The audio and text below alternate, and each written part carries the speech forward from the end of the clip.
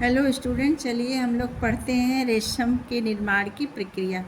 रेशम के निर्माण की प्रक्रिया में अगला देखेंगे प्यूमा की अवस्था, यानी रेशम के कीड़ों का जीवन चक्र। प्यूमा की अवस्था में कीड़े अपने मुंह के पास स्थित दो ग्रंथियां होती हैं, जिनके छिद्रों से लगातार गाढ़ा तरल पदार्थ निकलता रहता है। इनमें से एक फाइब्रिन प्रोटीन एवं दूसरा सेरिसिन नामक गोद होता है। जो इनके छिद्रों से निकलता है वो एक फाइब्रिन प्रोटीन होता है और दूसरा क्या होता है, गोद होता है। सेरिसिन नामक गोद निकलता है। यह पदार्थ वातावरणीय हवा में सूखते रहते हैं, जिन्हें प्यूमा अपने शरीर पर लपेटता रहता है, जो 3-4 दिन में पूरा तैयार होकर कोकून कहलाता है। रेशम की प्राप्ति के लिए इसी अवस्था में कोकून को गर्म पानी में डालकर मार दिया जाता है, जिससे गोद ढीला हो जाता है और रेशा लपेट लिया जाता है। रेशम के उत्पादन को सेरीकल्चर कहते हैं। जो हम रेशम उत्पादन करते हैं उसको क्या कहा जाता है, सेरीकल्चर। जीवन चक्र इसका देखेंगे। रेशम के कीड़ों का जीवन चक्र क्या है, जो कैसे, देखिए पहले है एक अंडा, अंडे से फिर क्या हुआ, लार्वा, लार्वा से प्यूपा, प्यूपा से कीड़ा, यानी कि इंसेक्ट, सिल्क, मोथ। फिर हमें ऐसे जीवन चक्र इसका रहता है। रेशम के कीड़ों का जीवन चक्र ऐसे ही रहता है। दूसरा है कोकून की छटाई, सॉर्टिंग ऑफ कोकून। अंडाकार व गोल कोकून को रेशा तैयार करने के लिए छाटा जाता है। तीसरा देखते हैं गोद ढीला करना, सॉफ्टिंग ऑफ सेरिसिन।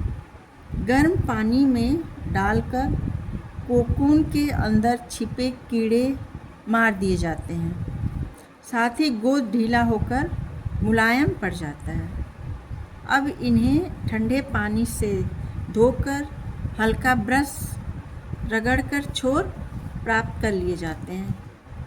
चौथा है धागे लपेटना, रीलिंग।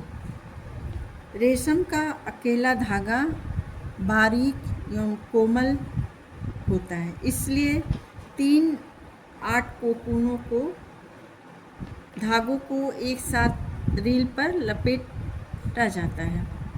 जैसे ही एक कोकून का धागा समाप्त होता है, दूसरा धागा अति शीघ्रता से दूसरे कोकून के धागों से जोड़ दिया जाता है। यह कार्य निपुण ऑपरेटरों द्वारा किया जाता है। प्राप्त धागों से लच्छियाँ बना ली जाती हैं, जिन्हें सुखाकर वस्त्र निर्माण के लिए भेजा जाता है। लच्छियाँ को 5 और 10 पाउंड की बुक में बांधा जाता है। इन बुकों के कई समूहों से गांठें तैयार होती हैं। पांचवा है धागा बनाना। लपेटे हुए धागे को रेशम के धागे बनाने की प्रक्रिया में योग्य तथा निपुण विशेषज्ञों द्वारा की जाती है। डिगमिंग ऑफ सिल्क, यानी कि गोद हटाना। गोद हटाने की क्रिया वस्त्र बनाने के बाद भी की जाती है। गोद को हटाने से धागे मुलायम एवं चमकदार हो जाते हैं। गोद हटे वस्त्र शुद्ध रेशमी वस्त्र कहलाते हैं। अब देखते हैं वजन बढ़ाना। रेशमी वस्त्रों को सस्ता बनाने हेतु इनके धागों पर लोहा, टीन आदि धातु लगाकर भारी बनाया जाता है। जब रेशम को उबालकर गोद हटाया जाता है, तब रेशम 30% से ज़्यादा वजन में हल्का हो जाता है। यह वजन में कमी की वजनीकरण द्वारा भरपाई कर दी जाती है। वजनीकरण धागे के या वस्त्र के रूप में करा जाता है। बुनाई, इन सब प्रक्रियाओं के बाद रेशे वस्त्र की बुनाई के लिए तैयार हो जाते हैं। देखते हैं रेशम के प्रकार, टाइप्स ऑफ सिल्क। रेशम कितने प्रकार के हैं? रेशम 2 प्रकार के हैं। पहला है उत्पादित रेशम और दूसरा है स्वनिर्मित रेशम। उत्पादित रेशम क्या है? उत्पादित रेशम जो है शहतूत पर पलने वालों कीड़ों से प्राप्त होता है, उत्पादित रेशम कहलाता है। उत्पादित रेशे व्यावसायिक स्तर पर बनाए जाते हैं। यह अत्यंत कोमल, चिकने, मुलायम, महीन, उज्ज्वल और क्रीम रंग के होते हैं। उत्पादित रेशे भी 2 प्रकार के होते हैं। पहला लपेटा हुआ रेशम और दूसरा है कटा हुआ रेशम। लपेटा हुआ रेशम क्या है? यह लंबे रेशे यानी फिलामेंट का बना होता है। इसकी लंबाई 300 से 1800 मीटर लंबे होते हैं। दूसरा है कटा हुआ रेशम। इसे व्यर्थ रेशम कहा जाता है, वेस्टेड सिल्क कहते हैं। कटे हुए रेशम से वस्त्र जो बनते हैं वो निम्न कोट के होते हैं। दूसरा है स्वनिर्मित रेशम। स्वनिर्मित रेशम के बारे में जानते हैं। इस रेशम को जंगली रेशम कहा जाता है क्योंकि इनके कीड़े जंगलों में ओक, बबूल, अरंडी आदि पेड़ों पर पलते हैं। ये रेशे कड़े, मोटे, कम चिकने परंतु अधिक मजबूत होते हैं। यह रेशम भी 3 प्रकार के हैं। पहला है मूंगा रेशम, टसर रेशम और एरी रेशम। मूंगा रेशम के बारे में देखते हैं। इस रेशम के कीड़े जो हैं ओक की पत्तियां खाते हैं। ओक में टैनिन उपस्थित होता है और इनसे भूरे रंग की लार निकलती है, तो रेशे का रंग भी भूरा होता है। परंतु आसाम में मूंगा सिल्क सुनहरा पीले रंग का होता है। आसाम में जो मूंगा सिल्क होता है वो पीले रंग का होता है।